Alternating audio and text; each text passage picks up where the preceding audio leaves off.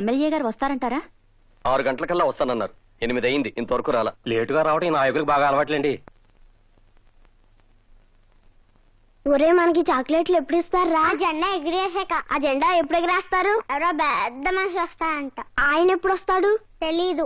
ఈ పాటికి ఢిల్లీ దగ్గర నుంచి గల్లీ వరకు అన్ని చోట్ల జెండా వందనం చేసేసి ఉంటారు. రైటే, కానీ ఎమ్మెల్యే గారు ఎప్పుడొస్తారో తెలీదు. చూడండి, పాపం పిల్లలు ఎండలో మాడిపోతున్నారు. అరుగో వచ్చేసారు. రండి రండి.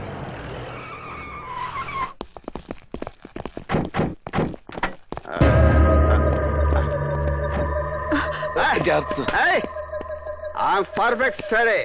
Follow me. ఎవరు? నేను ఈ స్కూల్కి హెడ్ మాస్టర్ అండి. లేడీ ఎవరు? నా భార్య అండి. ఈ స్కూల్లోనే సైన్స్ టీచర్ గా పనిచేస్తుంది. సూపర్. ఓకే రండి ప్లీజ్.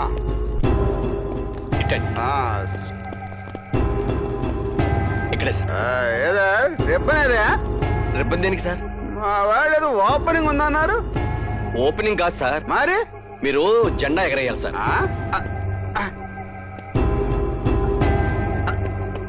ఏమయ్యా, నీ కళ్ళకి నేనేమైనా బోకులా కనిపిస్తున్నానా? అదేమిటి సార్? లేకపోతే ఏమిటా, ఎవడన్నా గాలిపటాలు ఎగరేస్తారు, పావురాలు ఎగరేస్తారు, కాళ్ళు ఎగరేస్తారు. ఈడవడంటే బాబు కోతల బాక్కుంటూ వెళ్ళమంటాడు. ఇవాళ ఆగస్టు 15 సార్. అయితే ఏంటయ్యా నీ పుట్టినరోజా? మన దేశానికి స్వతంత్రం వచ్చిన రోజు. దానికి నేనేం చేయాలయ్యా బాబు? ఈ తాడు లాగండి. అయితే ఏమవుతుంది? జెండా ఓపెన్ అవుతుంది. ఓ సింతేనా? ఇలాంటి చాలా లాగేశాను, లాగేస్తాను.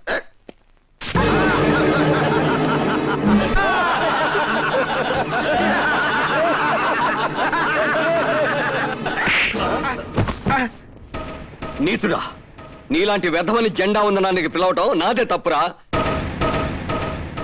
నీ పాపిష్టి చేతులతో ఆ జెండాను తాకే అర్హత కూడా నీకు లేదురా. గాంధీ, ఏంటి నాన్నగారు? ఈ జెండా నువ్వెగరై.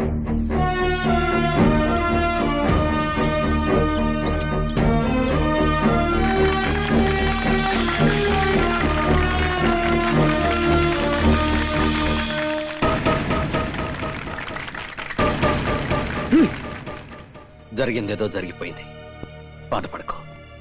అన్నట్టు హాస్టల్ నుంచి అమ్మాయి ఉత్తరం రాసింది. 4 రోజుల్లో పరీక్షలు అయిపోతాయట. అయిపోగానే వచ్చేస్తానంది.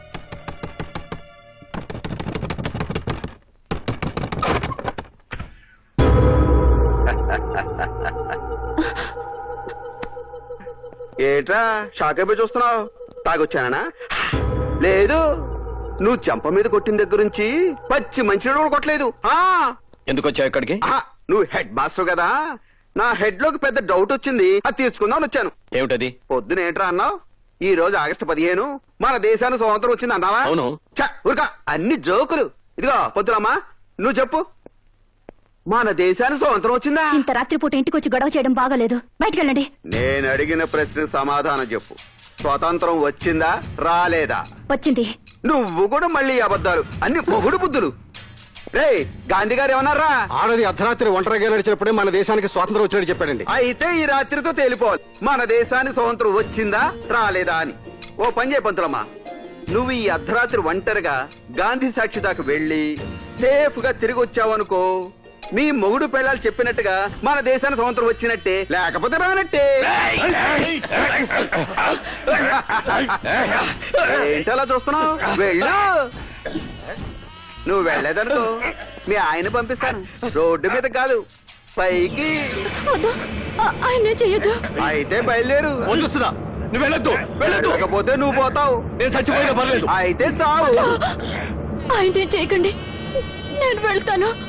అది పెళ్ళావంటే ఈ బట్టలని తీసేసి వెళ్ళొచ్చి.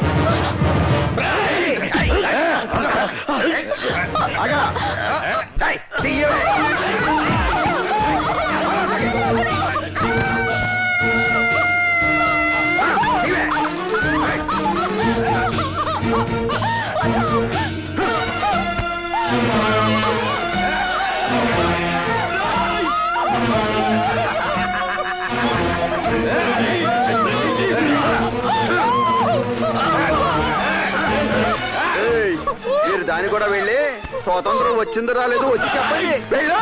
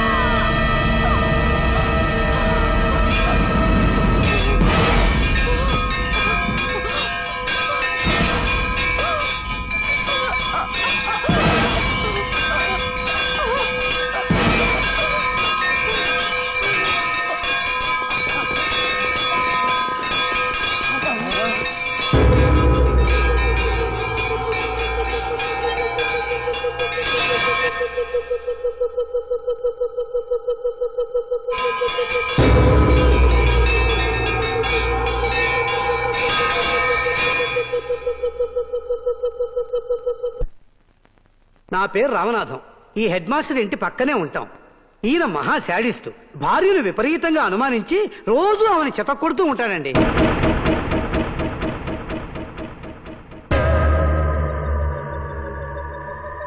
నేను ఆయన స్కూల్లో లెక్కల మాస్టర్ అండి. చెప్పకూడదు కానండి, మా హెడ్ మాస్టర్ మేడంని లెక్కలేని సార్లు హింసించేవాడు. సాటి మాస్టర్లతో మాట్లాడితే అక్రమ సంబంధాలు అంటగట్టేవాడండి.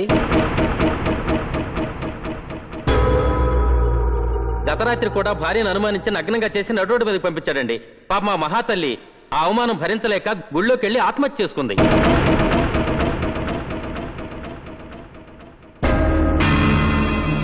భార్యని అవమానించి అనుమానించి ఆమె మరణానికి కారకుడైన ఈ ముద్దాయికి సెక్షన్ 302 ప్రకారం యావజ్జీవ కారాగార శిక్ష విధించటమైనది.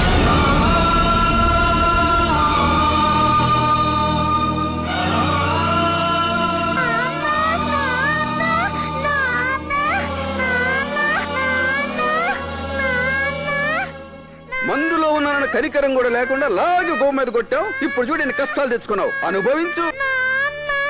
హెడ్ మాస్టర్ చూస్తుంటే మరీ జాలేస్తుంది.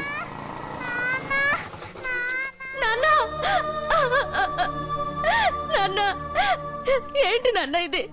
నువ్వమ్మని చంపావా? అబద్ధం. నువ్వమ్మని చంపలేదు.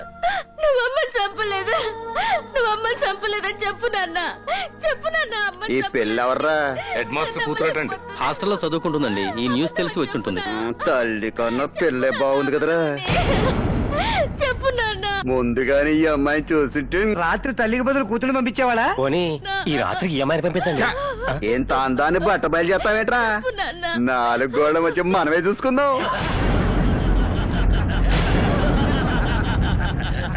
చెప్పు నాన్న. అమ్మ నువ్వు చంపావా లేదని చెప్పు నాన్న. అమ్మ నువ్వు చంపలేదని చెప్పు నాన్న. చెప్పు నాన్న. నువ్వు చంపలేదని చెప్పు నాన్న.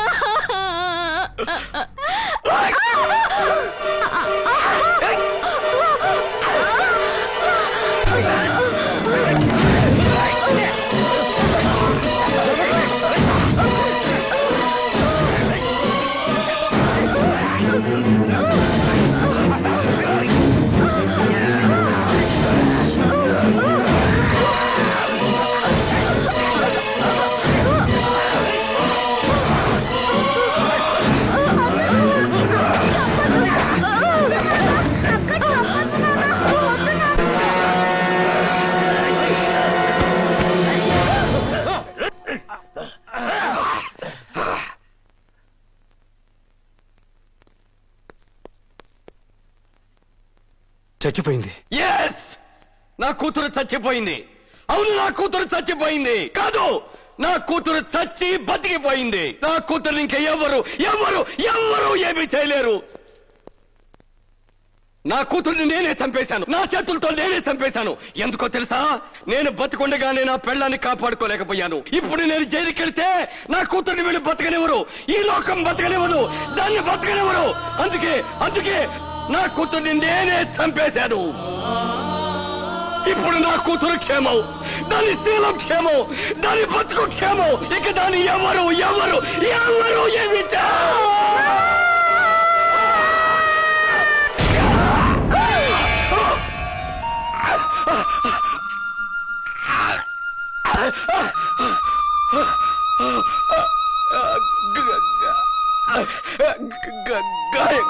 గాంధీ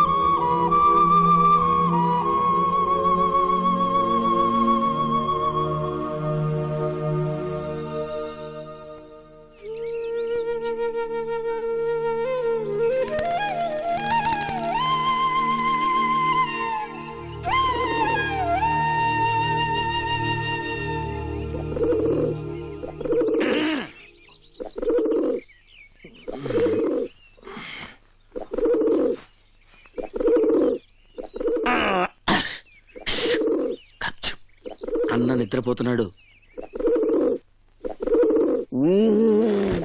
పొద్దున నీ పాడితే తీగ ప్రోగ్రాం ఏంటి?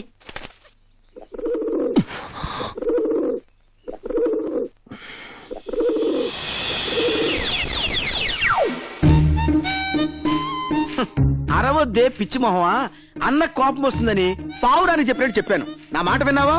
లతా మంగేష్కర్ టైప్ లో కుహు కుహు అని కూని రాగాలు తీసావు, కూని అయిపోయి టిఫిన్ అయిపోయావు. అంతే అన్నా, నేనేసే చెప్తా. ఏయ్ ఏసేనా, ఎరగది ఎరగది పిచ్చి మొహమా. దరిద్రం చండాలం, ఎవడ్రా అప్రాచ్య ఈ బొమ్మికి రా విసిరేసింది? ఏ పంతులు, ఏంటి వాయిస్ రేజ్ అవుతుంది? అది అన్న తినేసింది. అయ్యో అయ్యో, ఇది సాక్షాత్తు అన్నగారు తిని పారేసిన బొమ్మి కాండి. నేనెవరో వేశారనుకున్నాను. మహాప్రసాదం. ప్రసాదం ఏం తెచ్చావు? పులిహోర తెచ్చానండి. ఎలా పట్రా? అది అమ్మవారికి నైవేద్యం పెట్టి. పెట్టండి, నైవేద్యం ఏంటా? అలాగే చిత్తం. అసలు దేవతలకు నైవేద్యం పెట్టడం ఏమిటండి నా మొహం? మీలాంటి వాళ్ళకు నైవేద్యం పెడితేనే పుణ్యం, పురుషార్థం. కానివ్వండి. అర్థమే పాపం దుర్వాదు స్వప్నాశని కాండాత్ కాండాత్ ప్రరోహంతి పరుష పరుష పరి. క్షమించమ్మా, భక్తితో చేయాల్సిన పూజ భయంతో చేయాల్సి వస్తోంది. గట్టిగా గంట కొట్టడానికి వీల్లేదు, పెద్దగా మంత్రాలు చదవడానికి వీల్లేదు. చివరికి నీకు నేను నైవేద్యం పెట్టే పరిస్థితి కూడా నోచుకోలేదు. అపరాధ సహస్రానికి ఎంత హెల్లించిన. ఎవరాది కాలింగ్ బెల్ కొట్టింది? నేను కాదన్నయ్యా, ఈయన కొట్టాడు. నమస్తే అన్న. ఏంట్రా? నిన్ను మన ఎంపీ నరసింహ గారు రమ్మంటున్నారు. ఎక్కడున్నాడు? పెద్దగా అనాశవానికి కర్మకాండలు చేస్తున్నాడు. ఇంతవరకు ఇటువంటి మంచి మనిషిని నేను చూడలేదు. ఆయన మనిషి అన్నావంటే ముందు వెనక చూడకుండా నిన్ను మర్డర్ చేస్తా. హలో మహాత్ముడయ్యా ఆయన. ఎవడు వీడు? పొద్దున్నే తలకొరి పెట్టేస్తున్నావు. ఎవడికెరక నడి రోడ్డు మీద పడి ఉన్నాడు. రాజకీయ నాయకులం కదా, జనంత పబ్లిసిటీ ఉంటదని బొందలగడ్డగా తోలుకొచ్చిన. అది సరే, నన్నెందుకు రమ్మన్నావు? ఆ అప్పర్బత్తోనికి కిందోని చూడు.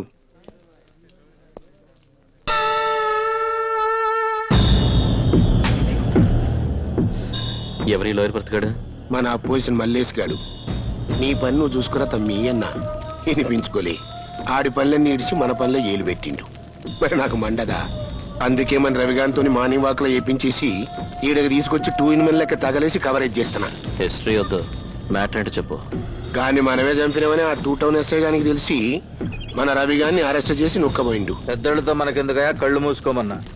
ఎస్పీ నన్ను కూడా చూడకుండా నా మీదే కళ్ళారు చేశాడు. అక్కడికి 1,00,000 ఆఫర్ చేశాం. లాయర్ నన్ను కూడా చూడకుండా నన్నే కోర్టుకి ఇడుస్తానన్నాడు. చూస్తుంటే పెద్ద మగాడ్లా ఉన్నాడు కదా అని నేను నైటీ వేసుకొస్తానన్నాను.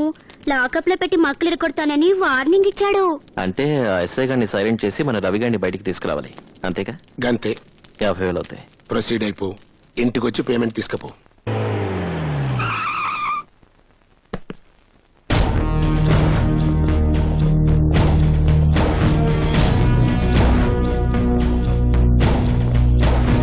హలో అన్నా. నువ్వేనా కొత్తగా వచ్చిన ఎస్ఐవి? మీరెవరు? తీశాడు. మన దేశం పరువు మొత్తం తీశాడు. రాజమండ్రిలో ఉంటూ గోదావరి గురించి తెలియనోడు ఉండొచ్చు, విజయవాడలో ఉంటూ కృష్ణానది గురించి తెలియనోడు ఉండొచ్చు. నువ్వు ఈ ఏరియాలో ఉంటూ మా గాంధీ అన్న గురించి తెలియకుండా ఉన్నావంటే టూ ఇన్సల్ట్. ఓ, గాంధీ అంటే నువ్వేనా? ఇంట్రొడక్షన్ తర్వాత ముందు ఆ సెల్ కేసు ఇవ్వు. ఎందుకు? తలుపులు తీసి మా వాడిని తీసుకెళ్ళడానికి. నేనే తలుపులు తీస్తాను. మీ వాడిని బయటికి తీయటానికి కాదు, మిమ్మల్ని లోపల తీయటానికి. ఇదే మరి సీరియస్ లో కామెడీ అంటే? కామెడీ ఏంట్రా? వీళ్ళతో వచ్చిన గొడవే ఇది. కాకి డ్రెస్ వేసుకోగానే వీరావేశం వచ్చేస్తుంది. అర్జెంట్ గా అన్యాయాలను ఎదుర్కొని నాలాంటి వాళ్ళని బొక్కలో తోయాలని ఆత్రంగా ఉంటుంది. దీనివల్ల మీకు బెనిఫిట్ ఏంటి సార్? ఇలా కూర్చొని ఆలోచించండి. ఇప్పుడు వ్యాస్ గారు ఉన్నారు, ఆయన మీకన్నా పవర్ఫుల్ ఆఫీసరే కదా. ఆయన చనిపోతే ఏం చేశారు? జనాలతో పాటు మీ పోలీస్ వాళ్ళు మర్చిపోయారు. అలా ఎంతో మంది చచ్చిపోతున్నారు, మనము మర్చిపోతున్నాం. ఇప్పుడు మాలాంటి వాళ్ళని తీసుకోండి. మా అన్న వీరప్పనున్నాడు, అడవిలో పెట్టమాసం తింటూ గన్నపు చెక్కలు గాలి పీల్చుకుంటూ జాలీగా బతికేస్తున్నాడు. మా భాయ్ దావుతున్నాడు, షార్జాలో క్రికెట్ మ్యాచ్లు చూసుకుంటూ సినిమా హీరోల చేత డాన్సులు చేయించుకుంటూ హెరాయిన్ పిలుచుకొని హాయిగా బతికేస్తున్నాడు. మా పిన్ని పూలాందేవి 60-70 మటలు చేసింది. ఇప్పుడు ఎంపీ అయింది. నీలాంటి 10 మంది ఆఫీసర్స్ సెక్యూరిటీగా పెట్టుకుని సంబంధంలో నుంచి పార్లమెంట్ కి దర్జాగా షిఫ్ట్ అయిపోయింది. సలహాలు ఇస్తున్నారా? వింటే పైకొస్తావు, వినకపోతే పైకి పోతావు. పిక్ ప్యాకెట్ కింద, బ్లాక్ టికెట్ కింద, మానభంగారి కింద, మర్డర్ కింద రెట్లు ఫిక్స్ చేసుకో. సెంటర్ లో సైట్ కొనుక్కుని సెటిల్ అయిపోవచ్చు. ఎంత ధైర్యం మీకు? నా పోలీస్ స్టేషన్కి వచ్చి నన్నే బెదిరిస్తారా? లేకపోతే పక్క స్టేషన్కి వెళ్ళి మిమ్మల్ని బెదిరిస్తారా? షటప్. మన ఇంటి నంబర్ ఎంత? ఎంతరా? 267-677. హలో, ఏం చేస్తున్నావు చెల్లెమ్మా? బొట్టు పెట్టుకుంటున్నాను. వద్దమ్మా, దాంతో ఇక నీకు పనుండకపోవచ్చు. ఆయనకి ఏమైంది? ఇప్పటి వరకు ఏం కాలేదమ్మా. ఇంకో అరగంటలో పెద్ద యాక్సిడెంట్ కాబోతుంది. అవుతుందా? అయ్యిందా? అవుతుంది. నువ్వు సరిగా 4:30 కల్లా గవర్నమెంట్ హాస్పిటల్కి వచ్చాయమ్మా. బతికుంటే సేవలు చేసుకుంది గాని, పోతే శవాన్ని తీసుకెళ్తూ గాని. ఏంట్రా వార్నింగ్ ఇస్తున్నావు?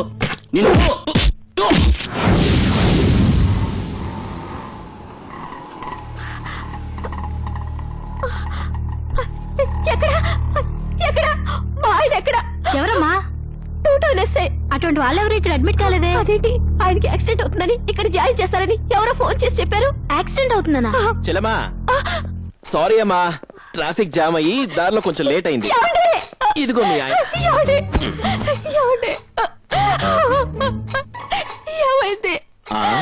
బావగారికి మరీ దేశభక్తి ఎక్కువైతే కాస్త బుద్ధి చెప్పామమ్మా. అన్నని మొహం చూడకుండానే జారిపడి సంసార జీవితానికి పనికొచ్చేలా కొట్టేసి వదిలిపెట్టాడు. ఓ 4 రోజుల్లో మామూలు మనిషి అయిపోతాడు. నువ్వు మాత్రం మామూలు మనిషిగా తయారు చేసుకో. లేకపోతే ఈసారి హాస్పిటల్ కాదు, డైరెక్ట్ గా శ్మశానానికే. వస్తాను చెల్లెమ్మా, బాయ్.